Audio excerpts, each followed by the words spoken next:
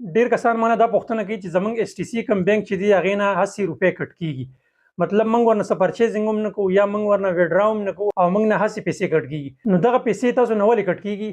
دغه پیسې تاسو نه ځکه کټ کېږي چې تاسو چې کله آنلاین فیسبوک نه یا ټیک ټاک نه شیشې اډر کوئ نو تاسو خپل کارت چې دی هغو له مکمل ډیټیل ورکوئ.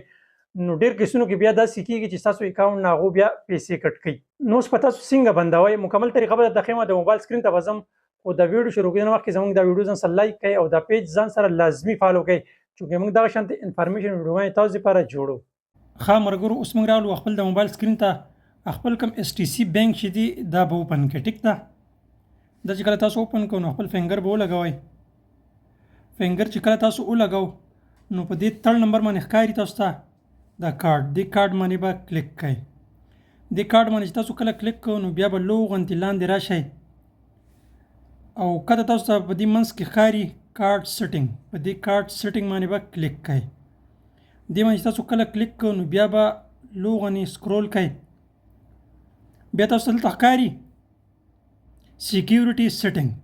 په دې سیکیورټي سیټینګ لاندې لیکل دي چینج. په دې چینج باندې به کلیک کړئ. دې چینج باندې تاسو کله کلیک کوئ نو بیا 5 یا 6 اپشن کولاو کی نو تاسو ته کته ښکاري په 4 نمبر باندې ای کامرس ټرانزیکشن. نو دا به دغه شان تاسو سره آنی، دا به تاسو آف کړئ. دا چې کله تاسو آف کړو نو بیا تاسو ته لاندې کته ښکاري ډن. په دې ډن باندې به کلیک کړئ. دې باندې تاسو کله کلیک کوئ نو بیا به تاسو بار راوځئ. اوس تاسو سیټینګ چې دی دا وشي صحیح ده. اوس پس تاسو د کارډ نه یا تاسو د اکاونټ نه 1 روپۍ هم نه کټ کیږي او دا سیټینګ چې دی دا تاسو بند کړه. د دغه شانتې انفارمیشن لپاره زموږ د پیج ځان سره لازمي فالو کړئ او که دا ویډیو تاسو خوښ شوي دا خپلو ملګرو سره لازمي شیر کړئ. د نوې ویډیو لپاره موږ له راکړئ اجازت. الله په امان.